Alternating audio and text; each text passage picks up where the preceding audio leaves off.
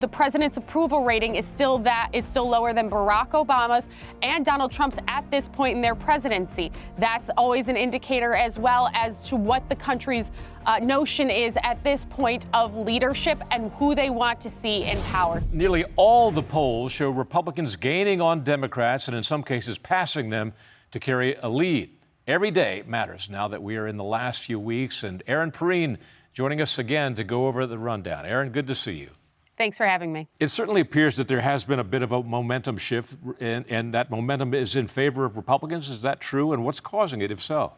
It's absolutely true, and there are a number of factors. One, you have seen the congressional generic ballot start to move more toward Republicans in the lead overall at this point. There's a couple of factors there. One, we're post-Labor Day. Once you get post-Labor Day, Republicans historically do not poll well in the summer. So once we get post-Labor Day, those polls start to tighten and close. We've seen that trend maintain in this cycle as well, when there are outliers that are trying to indicate that maybe this is a different midterm cycle. So we're post-Labor Day. You're starting to see polls that are likely voters now and not just registered voters. These are the people who are more likely, as the name would indicate, to show up on Election Day. So we're getting a better sense of who is actually going to show up, what's motivating them, and why. Also, the president's approval rating is still lower than Barack Obama's and Donald Trump's at this point in their presidency. That's always an indicator as well as to what the country's notion is at this point of leadership and who they want to see in power.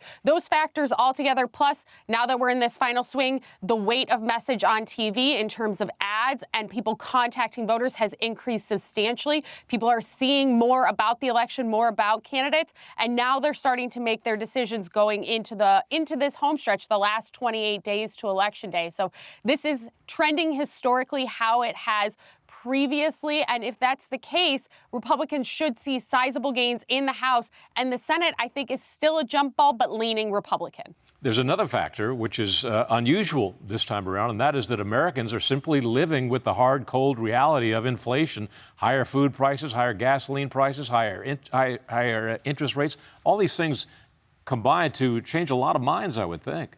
Well, they do, and that's reflective in the polling as well. You are hearing from voters what are the most important issues to them. It's the economy. It's the cost of goods. It's the cost of gas and groceries. It's more expensive now to live in the United States than it was 2 years ago, and that's reflective of unified Democrat power in D.C. That's what voters are talking about when they're talking to pollsters and what's going to motivate them as we get closer to Election Day. When they see that Democrats have the House, the White House, and the Senate, and that now it's costing them 3, 4, 5, 6, 7, 8 times more to go to the grocery store than it did a month ago or 2 months ago, they're going to hold the party in power accountable. And that's part of the momentum shift you're seeing as well here, going with the midterms moving more toward Republicans. I want to get into some of the individual Senate races, but before we do that, are you confident now that the House will be in Republican hands come January?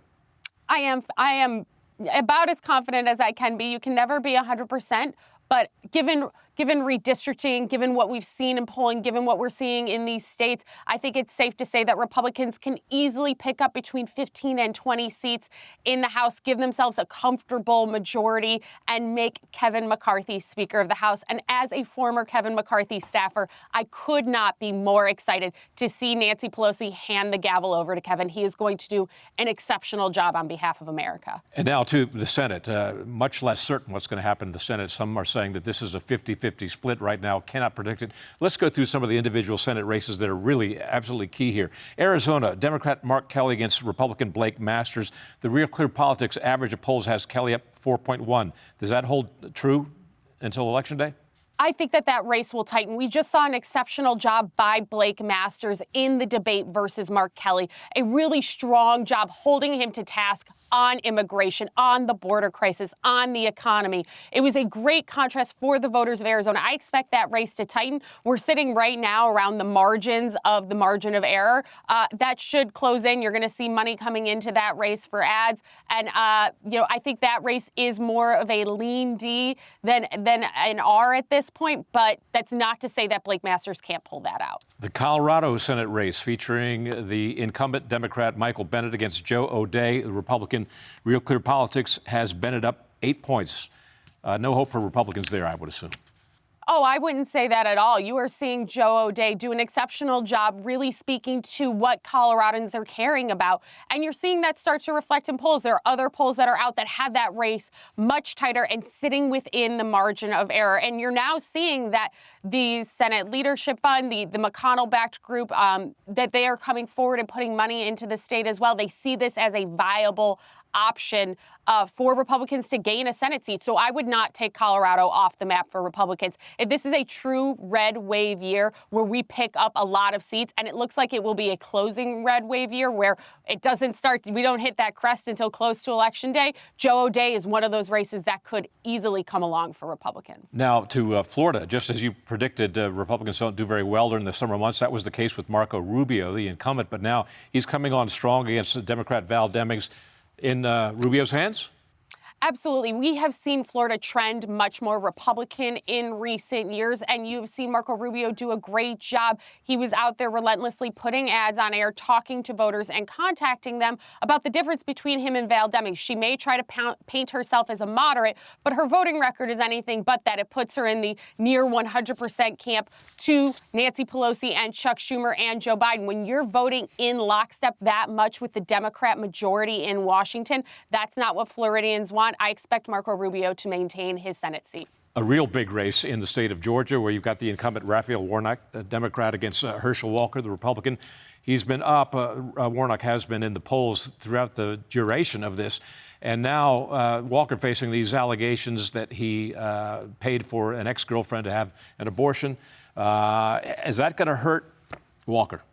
So those are claims that Herschel Walker has vehemently denied. There's recent polling that just came out this week after those allegations came to light that had Herschel within 2, sitting within the margin of error. This is a race I fully expect will go to a runoff. In Georgia, if you don't hit over 50%, you automatically go into a runoff. That runoff is in December, not January this time. So I do expect that this race will continue for another month. We may not know the balance of the Senate until then.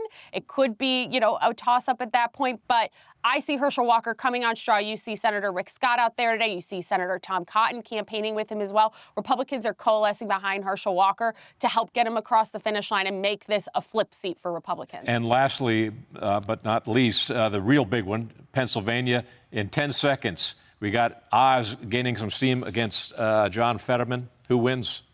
Absolutely. This is a race that is tightening significantly, and what you are seeing is the crime message is working in Dr. Oz's favor. They've been hammering John Fetterman. I think Dr. Oz can easily close this race and bring it home, making that a hold for Republicans. Always appreciate your perspective, Erin Perrine. Thank you so much.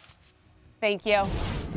Hi, I'm Doug McKelway, and thank you for watching Centerpoint. We hope you enjoyed this video. Make sure you hit the subscribe button and tap the bell icon so you're notified every time a new video is posted. Leave a comment below and keep the conversation going by sharing this video with a friend who needs to see it. Thanks for watching. We'll see you back here tomorrow.